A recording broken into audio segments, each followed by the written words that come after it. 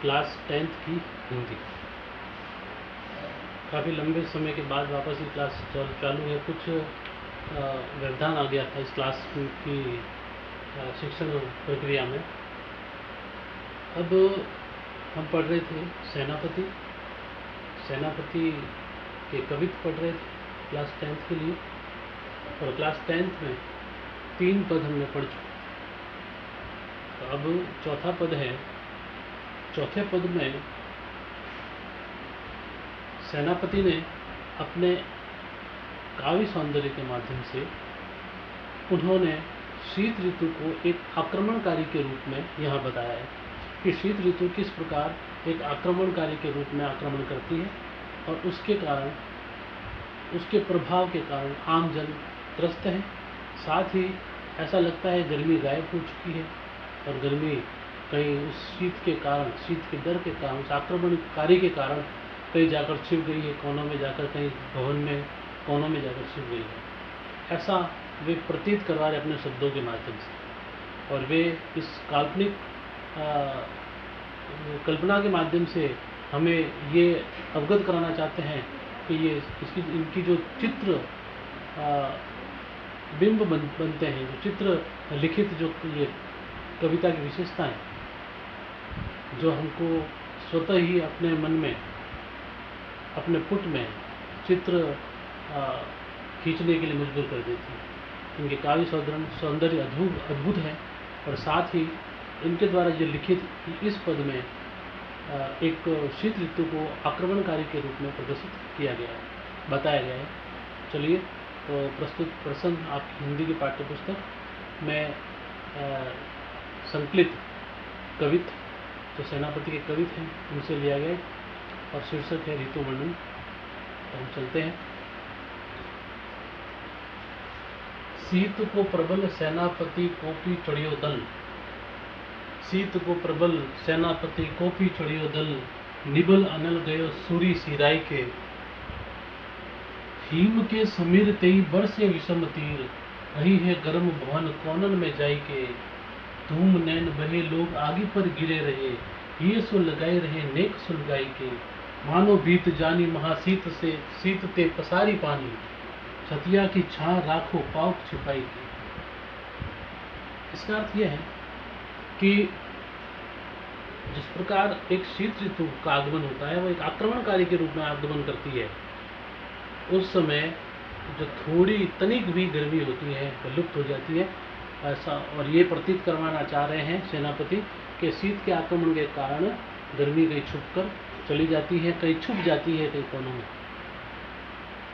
साथ ही हम समझते हैं, शीत को प्रबल सेनापति कोपी चढ़ियो दल, सेनापति व्याख्या करते हुए कह रहे हैं कि जिस तरह से शीत ऋतु के आगमन पर कोपी यानी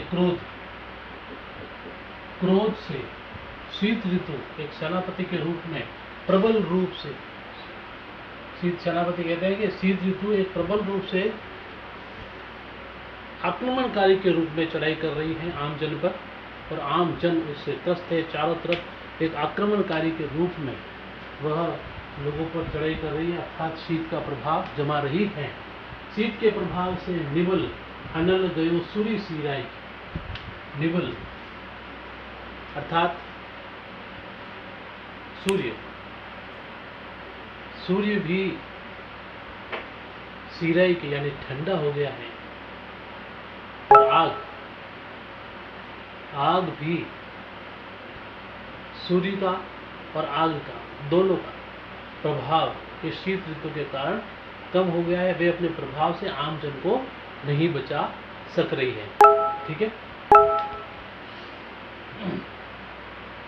अब हिम के समीर, देखो, निबल का अर्थ है निर्बल,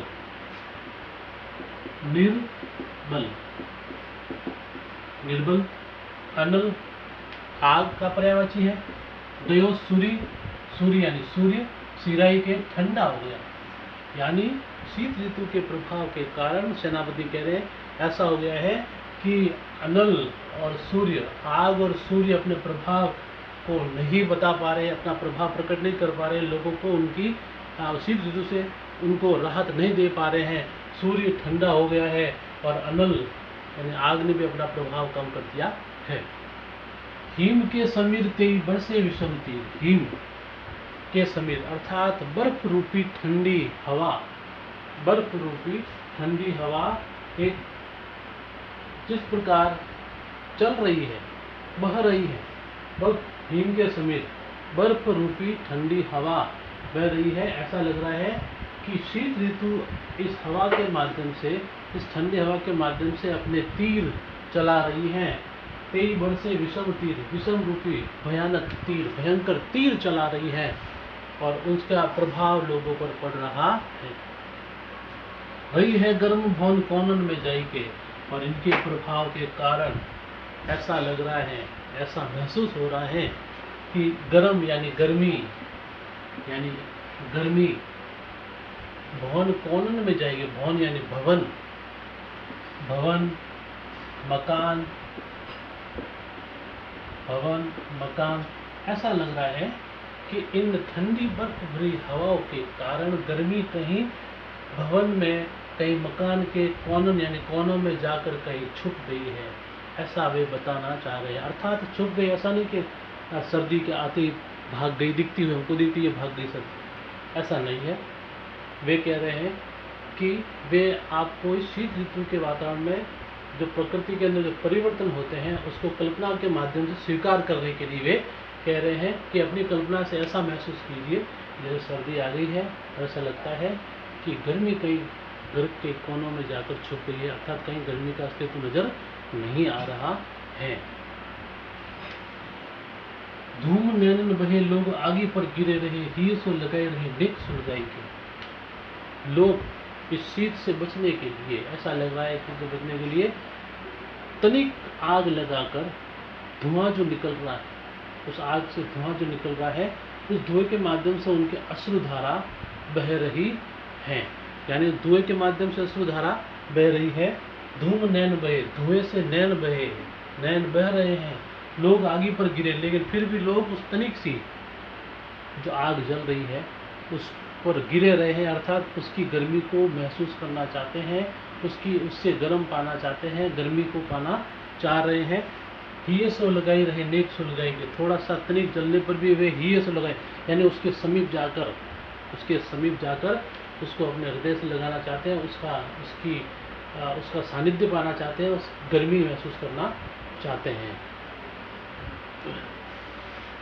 फॉर एग्जाम्पल इस तरह से देखिए कि किस तरह से ये लोग अग्नि के चारों तरफ बैठकर ताप रहे हैं, यानी उनको वे अपने हृदय के बड़ी करीब लग रही है, हृदय के प्रिय लग रही है। ठीक है, अब देखते हैं। मानो भीत जानी महासीत ते पसारी पानी, छतिया की छा राखे पाइक छिपाई के। मानो भीत जानी महासीत ते पसारी पानी, ऐसा लग रहा है कि जो अग्नि पर लोग गिरे रहे हैं, अग्नि को ताप, ऐसा लग रहा है कि वे आग को शीत ऋतु से बचा रहे हैं, उससे भयभीत होकर वे शीत ऋतु से अग्नि को बचाना चाह रहे हैं, इसलिए वे लोग उस आग को अपनी छाती से लगाए हुए हैं। छतिया की छा आके पाउक छिपाई के, इस कारण से वे उस अग्नि को उस शीत ऋतु से बचाना चाह रहे हैं, इसलिए उन्होंने अपने हाथ आगे की तरफ कर दिए हैं। जबकि वे क्या कर रहे हैं, वे उस गर्मी से अपने आप को संतुष्ट करना चाहते हैं, शीत ऋतु से बचना चाहते हैं, लेकिन अपनी कल्पना के माध्यम से सेनापति ये कहना चाह रहे हैं कि ऐसा महसूस हो रहा है कि वे उस आग को बचाना चाह रहे हैं शीत से। किससे? शीत से, सर्दी से बचाना चाह रहे हैं, और अपने हाथ फैलाकर पानी छतिया की छा राखे पाउक छिपाई के। पाउक यानी आग का पर्यायवाची है, पाउक का अर्थ है आग का पर्यायवाची है ये। छतिया, छतिया यानी छाती से लगा, छाती की छा राखे पाउक छिपाई के, पानी का अर्थ हाथ। मानो भीत जानी माँ शीतते पसारी पानी, ऐसा लग रहा है कि सर्दी से भयभीत होकर वे अपने हाथों को पसार कर, हाथों को फैलाकर उस अग्नि को बचाना चाह रहे हैं, तथा उस अग्नि को अपने छाती से लगा कर वे उसकी रक्षा करना चाह रहे हैं, ऐसा प्रतीत हो रहा है, कल्पना के माध्यम से सेनापति ऐसा प्रतीत करवाना चाह रहे हैं, जबकि वे आम जन उस अग्नि से ताप रहे हैं, अपने आप को गर्म कर रहे हैं। तो इस प्रकार वे कल्पना के माध्यम से उस संपूर्ण वातावरण को अपने माध्यम से, कल्पना के अपने शब्दों के माध्यम से, अपनी कल्पना के माध्यम से वे ऐसा महसूस कराना चाह रहे हैं कि शीत ऋतु ने आक्रमण करते, इस वजह से सारे आम जन लोग भयभीत हैं। ठीक है, तो ये थी इसकी व्याख्या।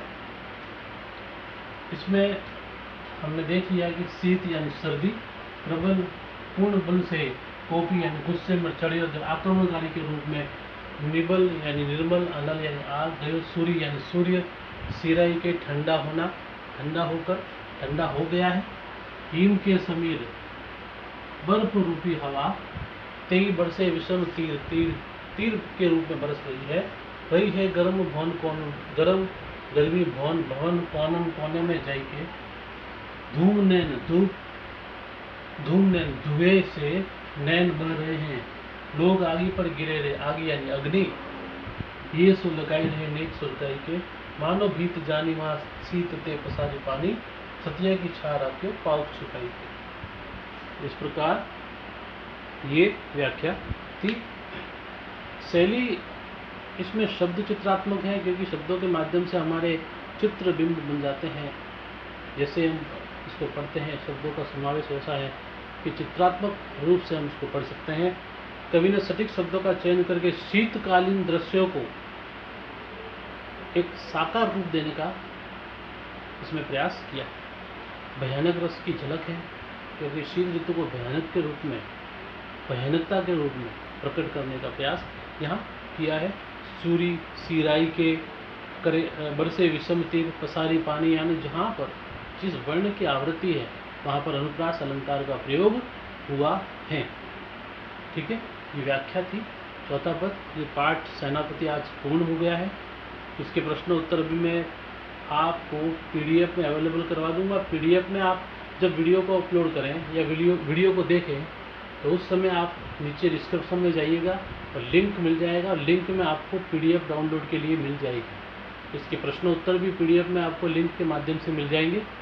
साथ ही अब से नेक्स्ट जो भी वीडियो होगा उसमें आप लिंक में जाइए और लिंक मिल जाएगा आपको उसके नीचे डिस्क्रिप्शन में, और वहाँ पर आप टच कीजिए लिंक को, और उसके अलावा आप वहाँ से वीडियो को डाउनलोड भी कर सकते हैं। अपलोड तो मैं करूँगा, डाउनलोड भी कर सकते हैं। ठीक है, इसके अलावा हम नियमित पढ़ते रहेंगे। धन्यवाद।